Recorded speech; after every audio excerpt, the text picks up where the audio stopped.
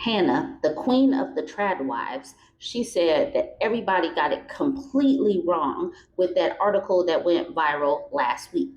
She did another interview in The Cut, and we're going to do that one too. This article is titled Ballerina Farm Says She Couldn't Love Her Life More. So this article just dropped just yesterday. It says, last week, the Times of London published a revealing profile of Hannah Nealman, the influencer more commonly known by her handle and the business she runs with her husband, Ballerina Farm. Nealman, a Mormon mother of 8 who studied ballet at Juilliard before devoting her life to homemaking, beauty pageanting, and in the past few years, cooking from scratch on Instagram, has been the subject of extensive discourse. She and her husband Daniel, the son of JetBlue's CEO, have 8 children, and they live on a gorgeous farm in Utah where they can often be found baking bread and milking their mini cows on Ballerina Farm's Instagram. Referring to Nealman as the queen of the Tradwives, the Times' Megan Agnew painted an unsettling portrait of Nealman's life. For one thing, the reporter had difficulty even speaking with Nealman without her husband talking over her. Nealman also described ending her ballet career with the words, "You give up a piece of yourself," suggesting it was not a choice she made happily. The piece also included a lot of information covered on her sunny feed, like the fact that she sometimes gets so sick from exhaustion that she can't get out of bed for a week. Wow. Or the intensity of the couple's Mormonism, which includes not using birth control. Nealman claims that she asked God, "Is it time to bring another one onto the earth?" and has never been told no. God has never told her no. All right. Perhaps most sinister is a moment where Nealman reveals she delivered almost all of her 8 children without pain medication and seems to not want her husband to know that she did use an epidural for one of them on a day he happened to not be in the delivery room. For many readers, the takeaway was that Nealman gave up a career she was passionate about for an isolated, oppressed life with a controlling husband. Naturally, these revelations have kicked the already fervent discourse around Nealman and tradwife content in general into even higher gear. They also put the fact that she participated in a beauty pageant 12 days after giving birth to her youngest child in even darker context. Her comments are now flooded with people criticizing Daniel and telling her, "Girl, run." But out in the rolling fields of rural Utah, Nealman and her husband, who post under the handle Hog Fathering, are doubling down on their lifestyle. In a new video posted Wednesday, Nealman spoke about the ways in which she felt her marriage and family had been misrepresented in the article, set over clips of her brushing her teeth, deadlifting in the gym, and driving a tractor while holding her baby. "We thought the interview went really well," she said. "We were taken aback, however, when we saw the printed article, which shocked us and shocked the world by being an attack on our family and my marriage, portraying me as oppressed, with my husband being the culprit." This couldn't be further from the truth. Nothing we said in the interview implied this conclusion, which leads me to believe the angle taken was predetermined, she continued, before confirming the couple is not done having babies. "For Daniel and I, our priority in life is God and family. Everything else comes second. The greatest day in my life was when Daniel and I were married 13 years ago. We are one, and I love him more today than I did 13 years ago." In a separate video posted Sunday, the couple again ignored the trad life discourse to promote Ballerina Farm's dairy products.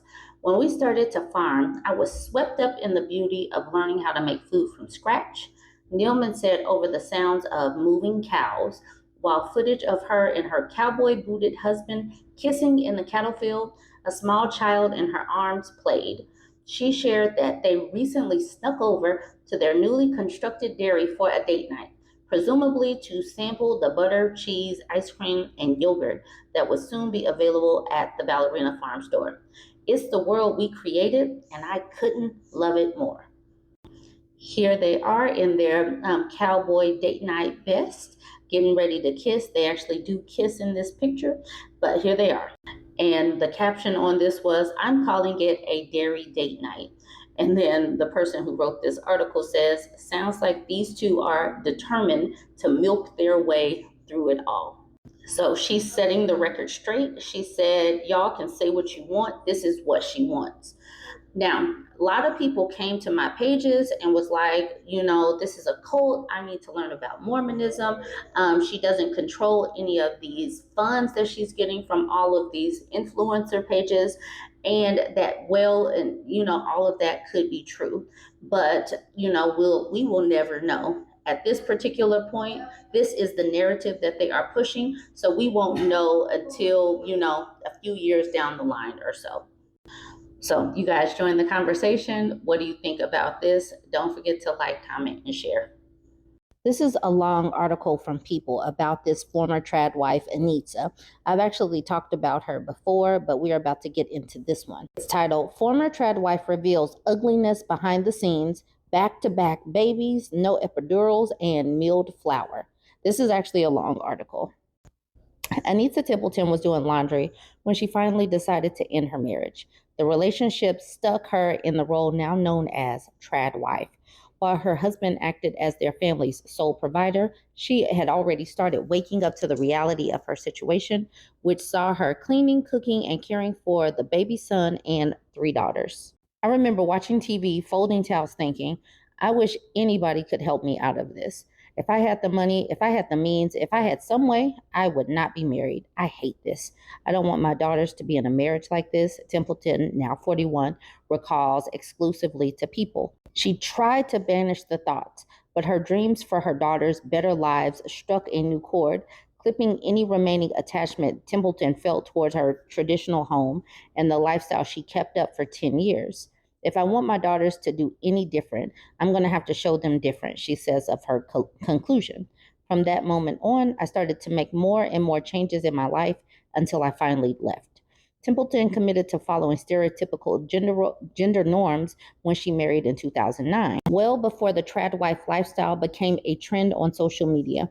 Today, the mom of 4 is disturbed to see so many TikTok videos of young women, many of whom are popular influencers, detailing their homemaking routines, which usually include making food from scratch and homeschooling their children.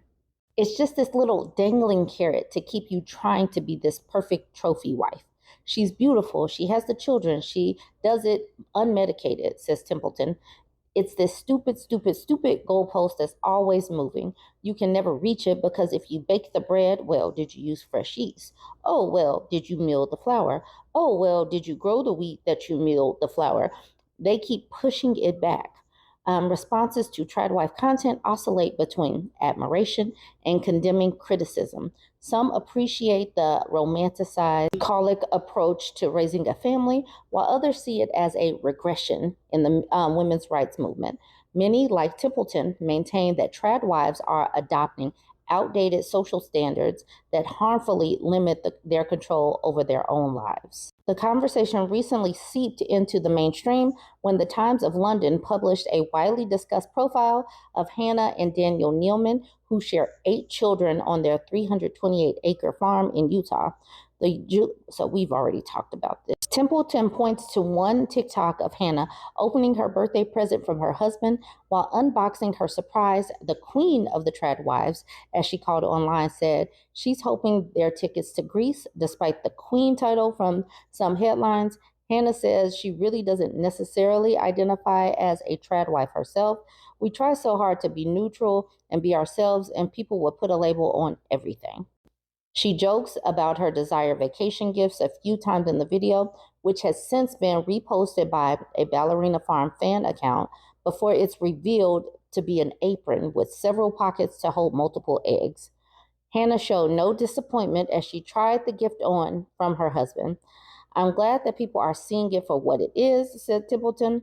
In general, tradwife lifestyle videos serve as an emotional trigger for Templeton.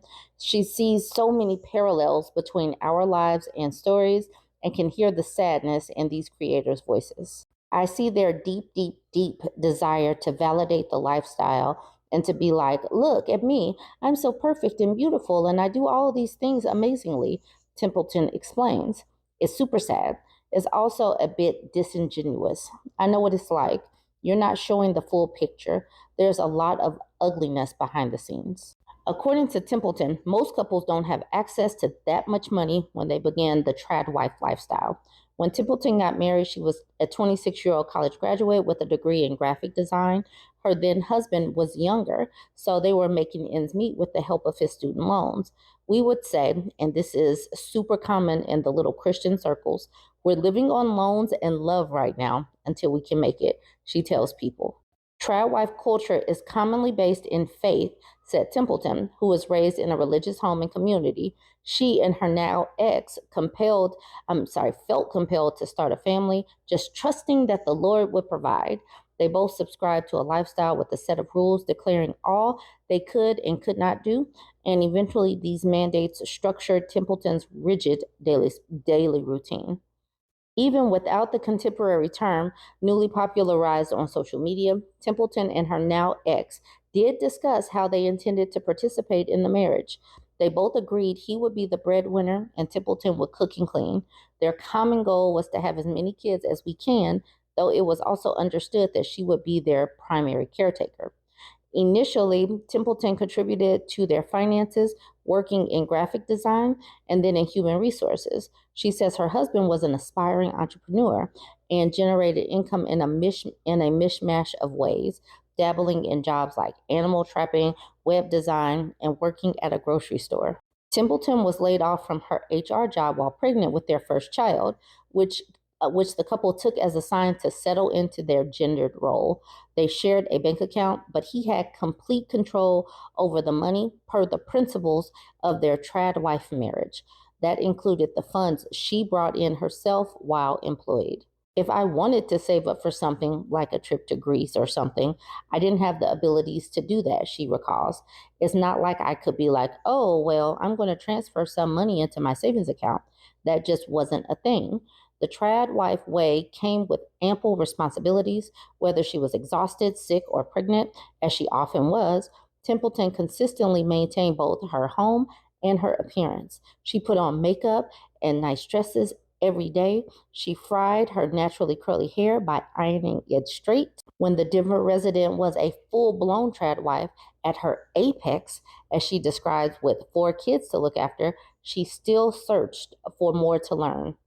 The next step would have been learning how to mill flour because I was like, oh, I wonder if I could go that far. Templeton remembers, you can never reach perfection in the trad wife life. You just keep digging deeper and deeper down rabbit holes. I feel like it's just to keep you busy and keep your wheels spinning. The day started around 3 a.m. when she would breastfeed her 4th baby, a son, for his early morning feed. She'd catch a few more hours sleep before it was time to start the bread, which needed time to double proof since she wasn't allowed to use fast-acting yeast per their lifestyle doctrine. By the time the bread was ready to start kneading, that's when all the kids would be getting up. Says Templeton of her former day-to-day. I would get them set up with breakfast, and while they were eating breakfast, I would knead the dough and get it ready and split into loaves. The baby would be getting up, so I would get him up and nurse him for the second time. As the morning rolled on, Templeton balanced infant care with homeschool lessons. She read books to her older daughters and readied her youngest for the day. By the 4th baby, I was allowed to use disposable diapers, she says, noting an exception they made while otherwise following their traditional rules. But for the previous 3 babies, I cloth diapered them because we had to be as minimalist as we could, like back to nature crap. The bread went into the oven and came out in time for lunch. A midday meal usually preceded a group outing to someplace like the library before they picked up groceries for dinner.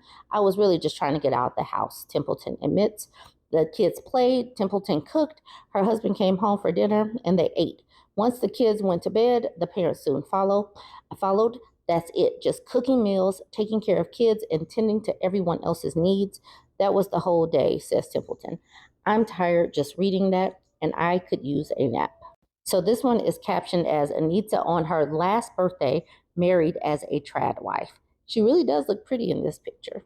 The routine became extremely complicated before she hit her trad wife peak as a mom of 4. Templeton's second child was born with Down syndrome and a heart defect, but that didn't mean her responsibilities subsided, including the demand to have more children. So this is a long article and I'm not going to make it through it. So she was pregnant while dealing with a baby that was sick, and she still had other responsibilities in the home. So she's 39 weeks pregnant, about to deal with an open heart surgery, still homeschooling and still taking care of kids in the home and all of that. You guys can keep reading this, but she was saying that there was no like, let's pause as a family. No, she was expected to continue to have babies. So basically, her life was not sustainable the way it was.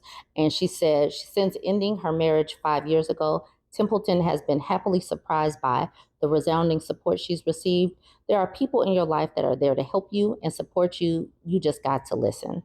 I'm going to end it there. This is something that you can look up to see the full story, but it's definitely interesting. But don't forget to like, comment, and